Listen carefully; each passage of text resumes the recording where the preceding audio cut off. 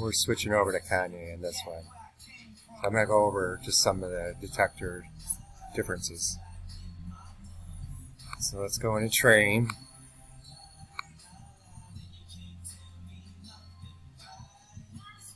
Alright, so we're going to do add new part number, but I'm going to hit advanced so we can see the different types of templates. So a color classify is classifier in VBAI, which is something that has to be trained, and it's best to look up the instructions for training in the VBAI documentation and tutorials. Color detect is going to do an RBG measurement, so red, green, blue. It's going to be like a 0 to 100 score, so, well, actually, let's step back. So color classifier, if you set it up as non-express, it's going to just create a regular QC Hero based classifier. So it can really be any classifier, but if you choose color, you should train for color. Keep track of things. And then color detect, like I said, RBG, so 0 to 100 value back, and we'll get 3 of those. So we'll set up calibration that expects the color to be over a certain threshold for both red, green, and blue. Custom, we went over that a little bit already. So that's where you can just create a custom detector from scratch. If you use an Express, then you can set up the steps in VBAI to output pass or fail. So this one, when doing Express, works differently than the rest, because the data doesn't come through like QC Hero reports it, which is basically what it found along with the scores. So when you're using VBAI and custom, you're just looking at the pass-fail, the overall pass or fail. Find and classify is the process of using the object detector to find one or more parts and then classify it in some way. Classify could be color, could be good, bad, it could be anything. So let's do this one first. So we're going to call this find.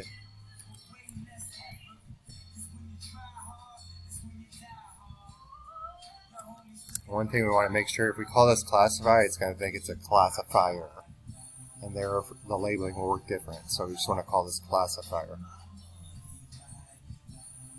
Put it in. And we go ahead and do. You shouldn't, under find and classify, you should not be able to do express training. So when I select it, it blanks out the express training option, because these are just QC Hero based detectors. There's no sense in trying to train VBAI to find something because it's not good at it. Classify, okay, but if you're going to train a QC Hero detector, you're not using express training.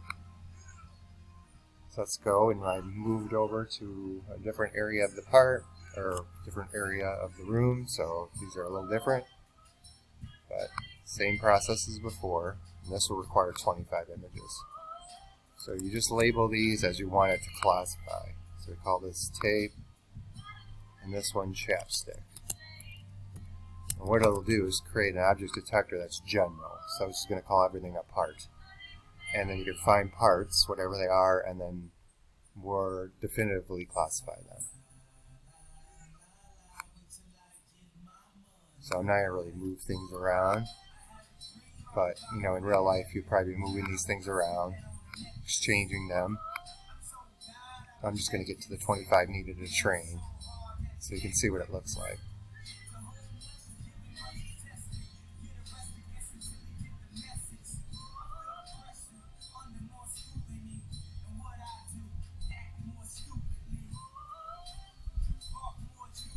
Okay.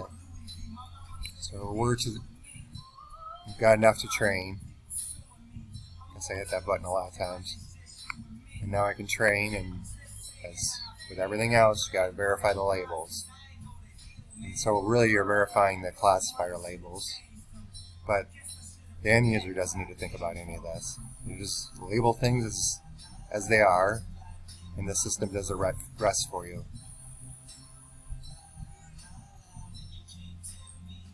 Gotta get through all these. Okay, so now it's going to go ahead and train set up a configuration that's based on an object detector and a classifier. And as usual, if you want to modify that, you go through the sequencing wizard and configure programs. If you need to make any adjustments, that'll point you to where the calibrations are as well, in case you want to change them.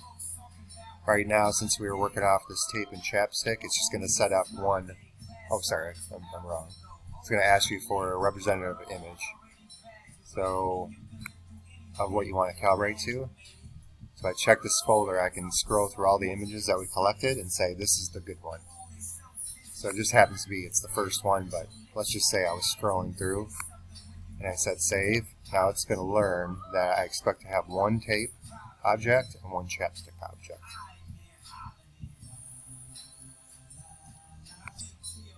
So if I go to the configuration for the finding classifier,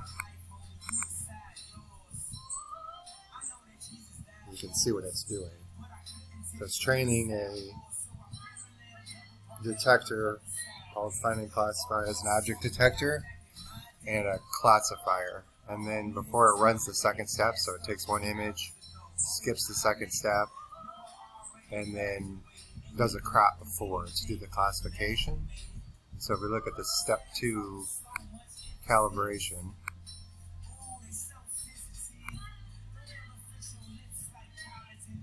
so that's this one here, set up for one chapstick and one tape at 25. So you'd want to modify these values if needed. Now, of course, the detector has to train first before it's in use, but that's the idea behind finding classifier.